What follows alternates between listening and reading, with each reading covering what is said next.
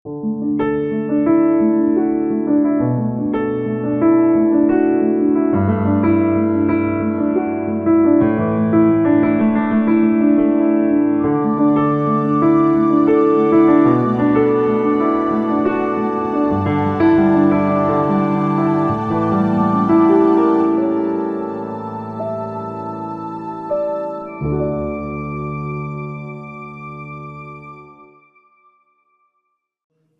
orang sepakat.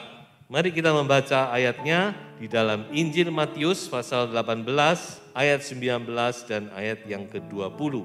Dan lagi aku berkata kepadamu, jika dua orang daripadamu di dunia ini sepakat meminta apapun juga, permintaan mereka itu akan dikabulkan oleh Bapakku yang di sorga. Sebab di mana dua atau tiga orang berkumpul dalam namaku, di situ aku ada di tengah-tengah mereka. Haleluya. Kita sangat bersyukur dengan pernyataan dari Tuhan kita Yesus Kristus. Kita melihat di sini betapa Tuhan itu sangat menghargai kesepakatan itu. Dari mana kita tahu? Dari persyaratan yang saya boleh katakan yang sangat-sangat minimum, saudara-saudara. Tuhan tidak minta sekian banyak orang sepakat baru dia akan hadir, baru dia akan mendengar dan menjawab doa kita. Tapi Tuhan hanya minta dua orang sepakat di dunia, maka apa saja yang diminta Bapa kabulkan. Luar biasa, saudara. Ayat ini selalu saya berikan kepada pasangan-pasangan yang mau menikah, karena saya percaya dua orang di sini yang paling ideal tentunya adalah suami istri. Suami istri itu pasangan atau dua orang yang paling ideal dan paling gampang sepakat sebenarnya. Tapi dalam kenyataannya seringkali justru suami istri sulit sepakat. Nah ini saudara. So itu kita mau belajar bahwa bagaimana dua orang sepakat itu mempunyai dampak yang luar biasa, yang besar sekali. Tapi sebelum itu kita harus melihat sepakat yang bagaimana tentunya. Kalau dulu kita hanya mendengar dua orang sepakat, tapi nanti kita akan lihat sepakat yang bagaimana. Saya akan memberikan 3 keadaan dari masalah kesepakatan ini dan masing-masing saya beri contoh, supaya kita bisa membuka pengertian kita. Yang pertama adalah keadaan yang tidak sepakat. Kita mulai dulu dari keadaan yang tidak sepakat. Di dalam kitab Kejadian 25 ayat 28 dikatakan, Ishak sayang kepada Esau sebab ia suka makan daging buruan, tetapi Ribka kasih kepada Yakub. Saudara perhatikan di sini bagaimana Ishak dan Ribka tidak sepakat dalam mendidik anak-anaknya.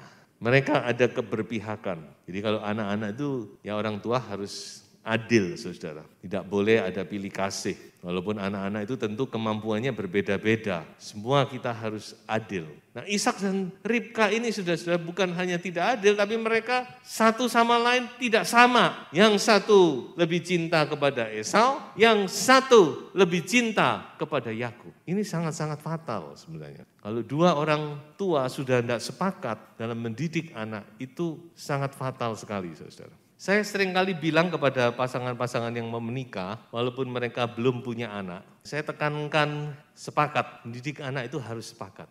Bukan cuma sepakat, tetapi di depan anak jangan sampai kita mengurangi respek kepada pasangan kita. Dan yang paling celaka ini, anak diajak boloan sama orang tua. Nah ini paling celaka sebenarnya. Orang tua tidak akor, lalu anaknya diajak boloan.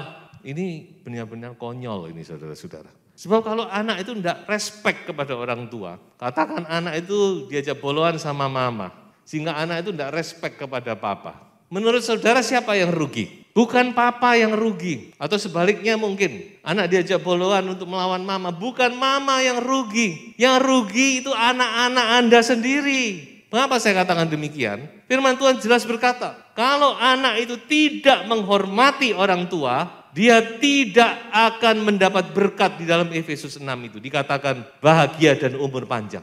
Jelas toh? Efesus pasal 6 kan jelas. Hormatilah orang tuamu supaya engkau berbahagia dan berumur panjang. Jadi kalau kita ngajar anak tidak respect kepada pasangan kita, itu kita benar-benar bodoh dan konyol sekali itu, saudara-saudara. Makanya kita harus perhatikan ini. Ishak dan Ribka tidak kompak dalam mendidik anak, tidak sepakat. Saudara tahu hasilnya apa? Pecah itu Esau dan Yakub. Mulai dulu sampai sekarang tetap musuhan.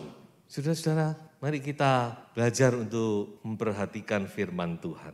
Ayo suami istri sepakat, jangan ada sesuatu di antara suami istri. Kenapa sih? Kok sudah menikah begitu lama, lalu saudara ada masalah persoalan, tidak dibereskan, sampai nggak nyapa, sampai nggak tidur bersama. Kenapa sih? Kok bisa hidup dalam rumah tangga yang demikian? Nah itu makanya saudara-saudara mari. Jadi ini masalah yang terjadi bukan di luar sana, tapi di dalam kehidupan anak-anak Tuhan. Ayo kita bina ini kesepakatan ini ya. Ini sangat penting kalau kita mau supaya anak-anak kita berbahagia, kita harus bagaimana caranya antara suami dan istri itu harus sepakat. Beri teladan yang baik kepada anak-anak itu. Supaya mereka bisa melihat sebuah model, sebuah patron yang baik, blueprint itu turun kepada mereka, nanti kepada cucu-cucu. Makanya ini jangan dianggap enteng ini, jangan dianggap ringan ini saudara, keadaan yang tidak sepakat ini.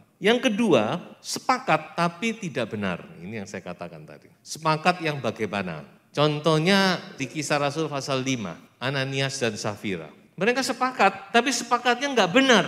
Sepakatnya mendustai Roh Kudus, berbohong kepada Tuhan. Saya tidak melihat masuk ke dalam masalah persoalan itu. Saudara bisa baca sendiri. Tapi yang saya lihat bagaimana saudara-saudara sepakat itu harus benar. Nah di sini kita mesti lihat sebab yang namanya sepakat itu seringkali egois ya. Mengapa saya katakan demikian? Kalau pendapat antara suami dan istri itu enggak sama, selalu menyalahkan bukan? Kamu sih enggak sepakat sama saya. Yang satu juga, lah kamu yang enggak sepakat sama saya. Nah, ya toh? Lalu siapa sepakat kepada siapa? Saya mau beritahu kepada Bapak Ibu, saudara sekalian. Sepakat itu standarnya firman Tuhan. Bukan kepada saya, bukan kepada istri. Soal itu jangan kita menekan pasangan kita, kamu enggak sepakat sama saya. Nanti yang satu enggak terima, lah kamu yang juga enggak sepakat. Jadi kita harus lihat firman Tuhan ngomong apa. Ini standarnya di sini.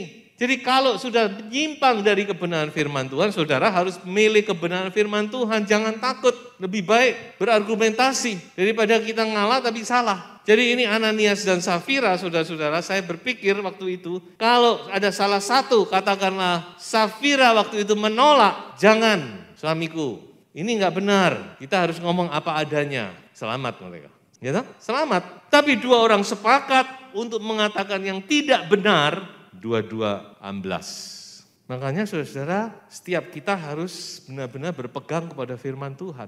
Jangan kita berkompromi kalau sudah masalah kebenaran firman Tuhan. Tapi kita lihat mana yang benar bukan?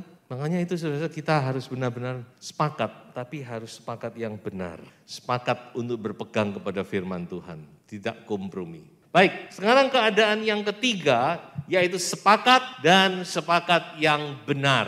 Saudara-saudara, kalau itu benar-benar terjadi, sepakat dan sepakat itu benar-benar di dalam kebenaran firman Tuhan, maka saya mau katakan yang terjadi adalah benar-benar explosion. Akan ada breakthrough, gebrakan, akan terjadi dampak yang luar biasa, membawa dampak yang luar biasa. Dan akan diberkati Tuhan dengan hal yang luar biasa. Nah, di sini saya memberikan beberapa contoh. Yang pertama, kita melihat ada sebuah cerita di dalam 1 Samuel pasal 14. Coba saya bacakan saja. Berkatalah Yonatan kepada bujang pembawa senjatanya itu, mari kita menyeberang ke dekat pasukan pengawal orang-orang yang tidak bersunat ini. Mungkin Tuhan akan bertindak untuk kita. Sebab bagi Tuhan tidak sukar untuk menolong. Baik dengan banyak orang maupun dengan sedikit orang. Lalu jawab pembawa senjatanya itu anonim kepadanya, lakukanlah niat hatimu itu, sungguh aku sepakat. Saudara lihat di sini, kalau saudara membaca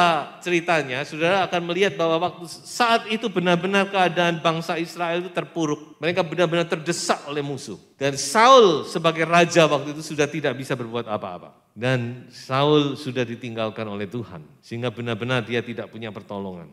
Tapi masih ada pertolongan lewat anaknya yang bernama Yonatan, saudara. Yonatan seorang pahlawan yang gagah perkasa.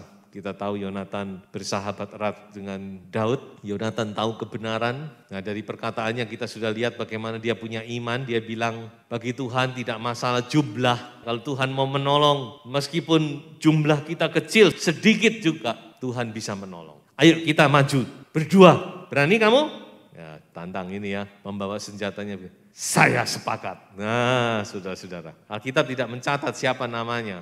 Dan sudah tahu, mereka berdua maju dan mereka membunuh musuh kurang lebih 20 orang. 2 lawan 20. Tetapi dampak dari perbuatan mereka itu menimbulkan sebuah efek psikologis.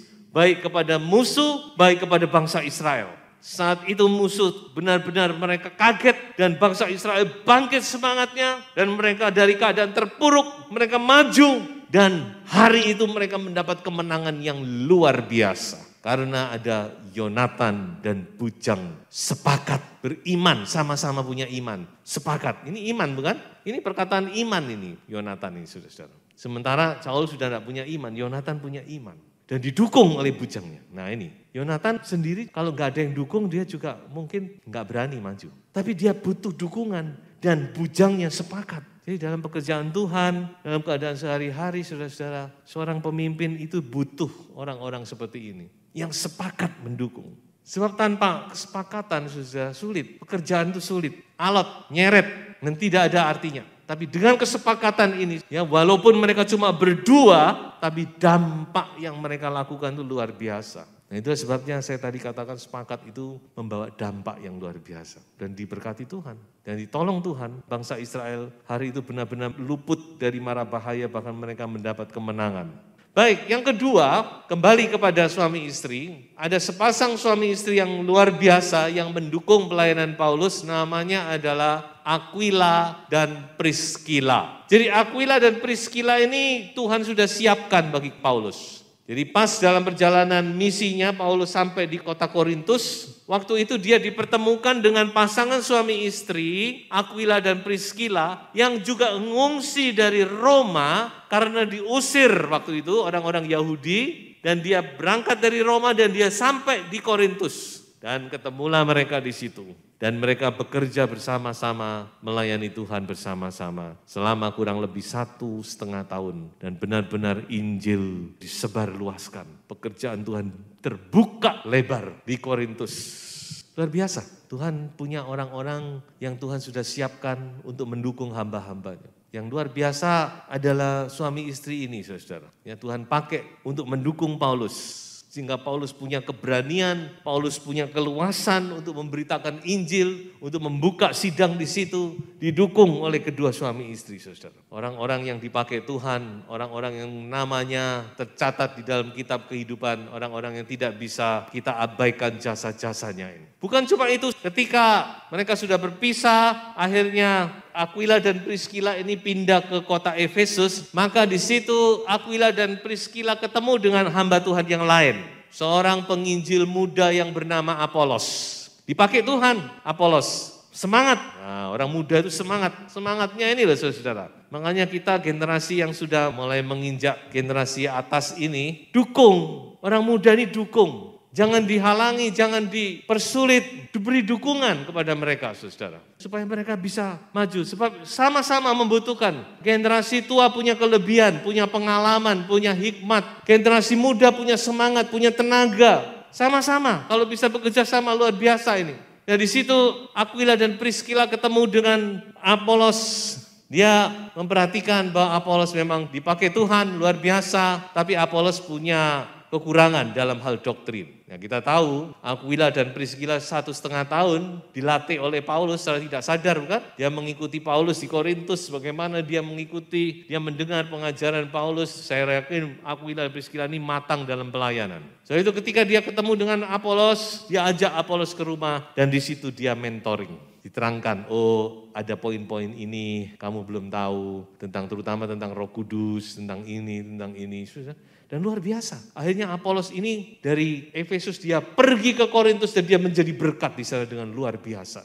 Kembali Aquila dan Priscilla punya andil. Jadi Tuhan itu luar biasa. Dan saya tidak tahu mereka punya anak atau tidak, sebab Alkitab tidak mencatat. Kalau mereka tidak punya anak, tentu mereka akan lebih leluasa. Ayo, sepakat suami istri. Dan apa yang mereka lakukan dicatat. Ini firman Tuhan yang kekal, saudara ya. Jadi firman Tuhan ini kekal. Dan nama Aquila dan Priscilla ada di situ. Roma 16 ayat 3-4. Paulus menulis, sampaikan salam kepada Priscilla dan Aquila, teman-teman sekerjaku dalam Kristus Yesus. Mereka telah mempertaruhkan nyawanya untuk hidupku. Kepada mereka bukan aku saja yang berterima kasih, tetapi juga semua jemaat bukan Yahudi, termasuk saudara dan saya. Jadi kalau di Alkitab kita ini adalah non-Jewish Christian, orang Kristen yang non-Yahudi. Paulus berkata, bukan aku saja, semua jemaat non-Yahudi berhutang budi kepada mereka. Jadi saudara dan saya, kita juga secara tidak langsung berhutang budi kepada Aquila dan Priscilla ini. Jadi saudara, mari, saya yakin suami-suami, istri-istri, keluarga-keluarga, ayo sepakat loh. Dukung pekerjaan Tuhan, benar-benar saudara sepakat maju untuk melayani Tuhan. Wah saudara, upahmu bukan di dunia tapi di sorga. Dan yang terakhir ini yang penting yang seringkali kita juga lupakan. Bahwa bicara tentang sepakat bukan hanya antara manusia, tetapi juga manusia dengan Allah. Karena Roh Kudus itu ada di dalam hati kita. Paulus berkata, Roh Kudus dan rohmu bersaksi bersama-sama di dalam Roma. Di Roh Kudus dan roh manusia ada. Dan kalau itu bisa sepakat, luar biasa. Benar-benar apa yang kita minta pasti terjadi. Apakah bisa? Bisa. Alkitab mencatat, pada zaman sebelum Roh Kudus dicurahkan, masih perjanjian lama, ada seorang yang Tuhan akui sepakat dengan hatinya, yaitu Daud. Kisah 13 ayat 22, setelah Saul disingkirkan, Allah mengangkat Daud menjadi raja mereka. Tentang Daud, Allah telah mengatakan, aku telah mendapat Daud bin Isai, seorang yang berkenan di hatiku dan yang melakukan segala kehendakku. Dalam terjemahan lain dikatakan, orang yang hatinya sepakat dengan hatiku. Whose heart beat to my heart. Jadi denyut jantungnya Daud itu sama dengan denyut jantungnya Tuhan. Artinya apa? Daud benar-benar sepakat dengan Allah. Satu-satunya orang yang diakui. Makanya Mesias itu dikatakan adalah tunas Daud, keturunan Daud. Mari saudara-saudara, kita mau sepakat dengan Roh Kudus. Supaya benar-benar apa yang Tuhan mau itu terjadi dalam hidup kita. Jadi sebagai kesimpulan dari khotbah, usahakan diri Anda sepakat. Terutama kalau Anda adalah suami istri. Usahakan sepakat dalam kebenaran. Jangan lupa, sepakat harus sepakat yang benar. Dan terutama, saya mau katakan, setiap pribadi sepakatlah dengan Roh Kudus. Tuhan Yesus memberkati.